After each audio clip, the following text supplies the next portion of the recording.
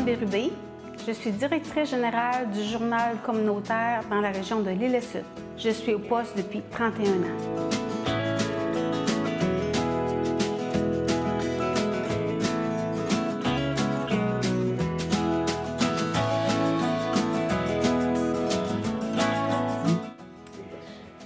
Quand j'étais jeune, mes parents étaient beaucoup impliqués dans le communautaire, à l'église aussi. Ma mère, elle s'occupait beaucoup des filles d'Isabelle. Mon père était chevalier de colon. Le communautaire, ça m'attirait parce que les relations humaines, je trouve qu'elles sont différentes quand on travaille avec des gens, des bénévoles, des gens qui travaillent pour la communauté. Quand j'étais jeune aussi, j'étais impliquée beaucoup à l'école, dans des comités d'école. Je n'étais pas certaine du métier que j'allais faire quand j'étais au secondaire, mais j'aimais le français puis je sentais que j'avais des aptitudes pour travailler en français. Je suis allée au campus Notre-Dame-de-Foix. J'ai eu un DEC en sciences humaines pour me diriger ensuite à l'Université du Québec à Montréal en enseignement en adaptation scolaire et sociale. J'ai étudié 1 an. Après ça, je tombe enceinte. Je suis revenue dans ma région, mais ma phase d'études était comme dans ce temps-là un peu terminée. En étant une jeune maman monoparentale, je sentais que je devais faire quelque chose. Puis une dame qui connaissait ma mère, tout ça, puis elle était présidente du journal Écho d'en haut à cette époque-là.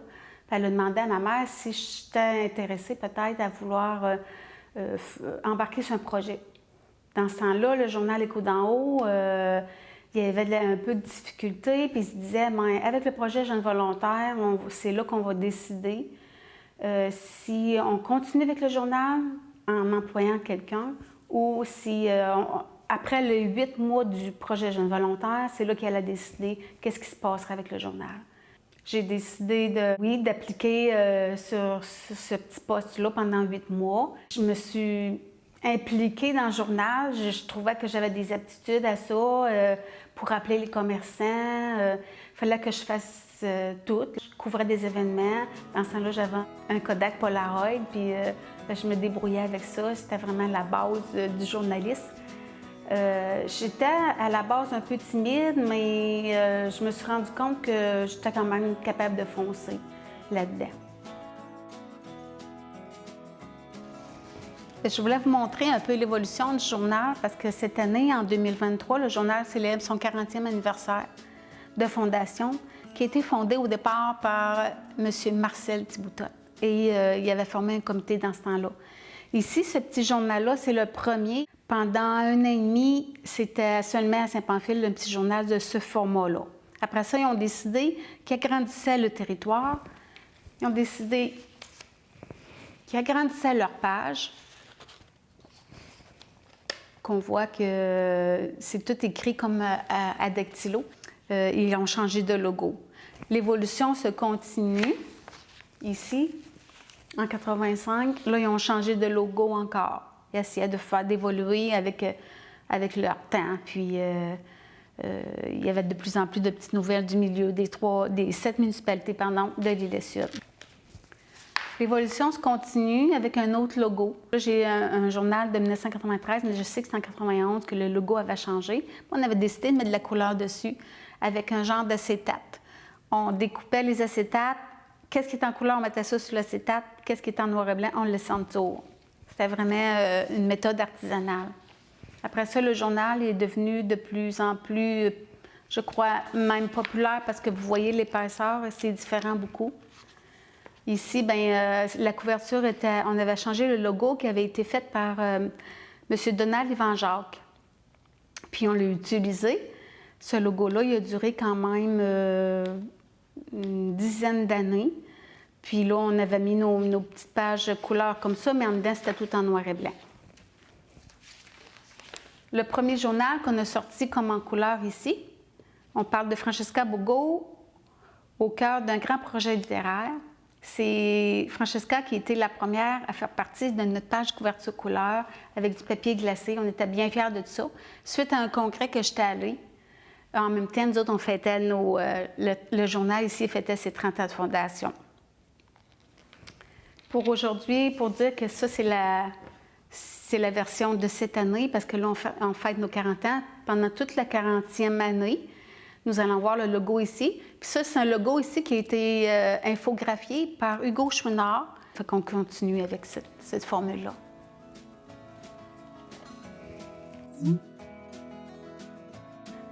J'étais accompagnée dans ce temps-là. Il y avait deux employés qui travaillaient déjà là. Il y avait Denis Bélanger et Guylaine Bélanger qui m'ont aidée à travers cet emploi-là, si on peut appeler ça un emploi dans le fond, parce que c'était pour moi quasiment un loisir, qui m'ont aidée à cheminer là-dedans puis connaître un peu le rouage d'un journal communautaire.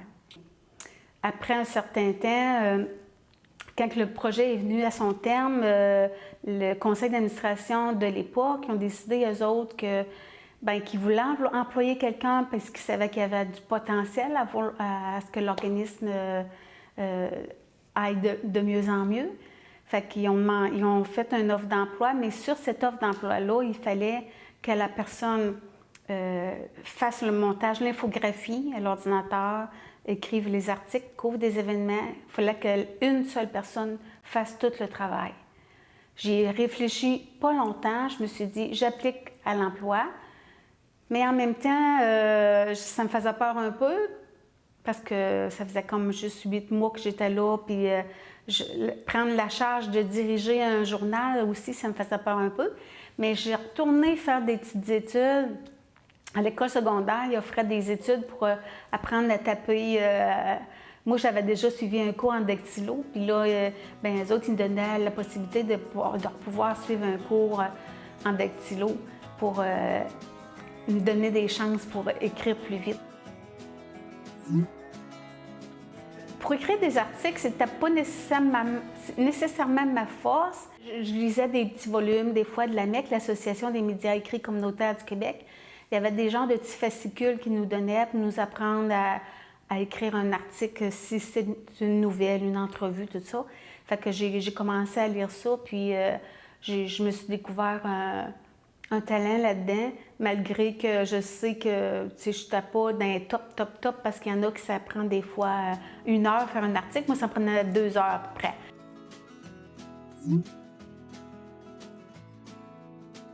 Au début, là, c'est moi qui faisais l'infographie, je couvrais tous les événements, je faisais la petite comptabilité, mais il y avait quelqu'un qui faisait la plus grosse comptabilité.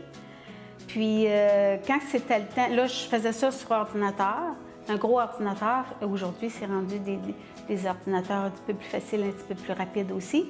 Et puis, moi, je sortais les feuilles, on faisait imprimer ça dans ce temps-là chez Marcelin Demers, Imprimerie Demers. On sortait des feuilles genre un peu avec des acétates, là. C'était vraiment le basic des prises, là. Puis Marcelin nous imprimait le journal. Puis nous autres, il nous ramenait les feuilles ici, en gros paquets, en grosses boîtes. Avec des bénévoles, on assemblait autour d'une table. Certains bénévoles pliaient le journal. Après ça, on avait aussi... quand le journal était plié, on emmenait ça au local pour qu'ils puissent nous brocher ça.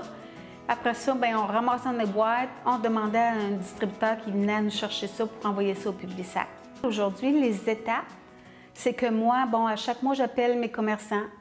J'envoie des courriels. Aujourd'hui, c'est un petit peu plus courriel, texto, messenger sur les clients pour leur demander s'ils sont intéressés à acheter de la publicité dans les cours. À chaque mois, je fais ça dans le journal. Après ça, un coup que j'ai reçois ma publicité, je fais ma mise en page, je décide là, du nombre de pages que je vais avoir. J'avertis mon imprimeur pour lui dire le nombre de pages blanches et noires et en couleur. Après ça, quand j'ai eu fini mon montage, que je l'ai monté dans mon ordinateur, je fais venir des madames correctrices, des bénévoles, qui viennent à chaque mois corriger mon journal encore. Parce que même si on a des correcteurs sur l'ordinateur, les madames aiment se rencontrer ici pour corriger et jaser. Et c'est une belle équipe que j'ai. Je suis choyée encore d'avoir tant de petites madames qui veulent m'aider c'est le fun. Après ça, un coup qui est corrigé, moi, je le corrige à mon ordinateur, puis il est prêt à envoyer. Après ça, je le mets toute la mise en page, je calcule tout ça comme il faut. Après ça, j'envoie ça à mon imprimeur à Saint-Georges-de-Beauce, qui est situé à Saint-Georges-de-Beauce.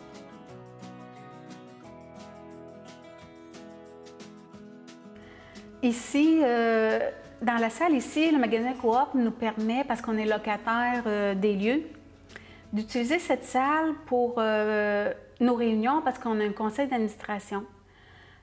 Puis qu'à tous les mois ou 2 mois, on a une réunion. Puis je me sers de l'ordinateur et de la télévision souvent pour mes documents. Ici, c'est le site web. Parfois, on a besoin de montrer sur le site comment est-ce qu'on l'a monté, puis tout ça, parce qu'à chaque fois que j'envoie le journal à l'impression, je le prépare aussi pour le mettre sur notre site web.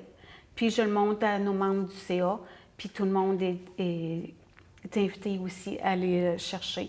Fait que l'ordinateur ici puis la télévision, ça sert à la communication, mais plus visuelle un peu.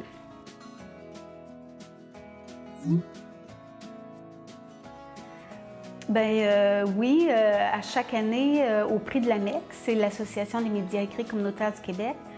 Il offre la possibilité aux journalistes ou aux journaux à présenter des articles, des conceptions publicitaires, des photographies qu'on a prises et qu'on était fiers. Puis moi, j'ai quand même j'ai gagné un prix à la MEC pour une conception publicitaire que j'avais faite. Ça, c'était en 1999. Puis après ça, j'ai toujours participé quand même au prix de la MEC, malgré que, tu sais, il y avait quand même 89 journaux communautaires dans ce temps-là. Fait que c'est sûr qu'au moins on essayait de participer pour gagner. Mais ça m'a donné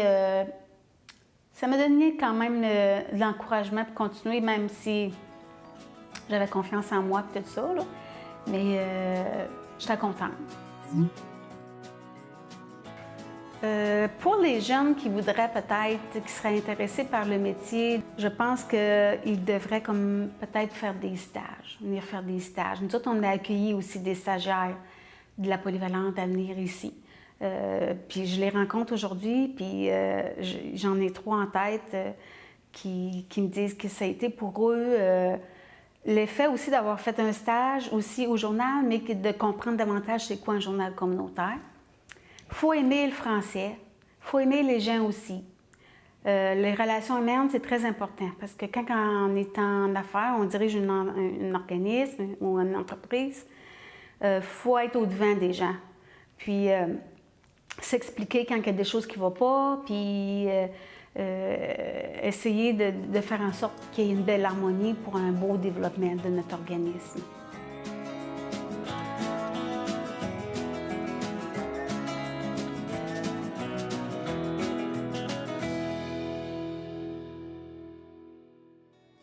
Je voudrais dire aussi que ça fait 31 ans que je suis pour le journal, mais c'est pas nécessairement juste parce que c'est un travail, c'est parce que c'est une passion.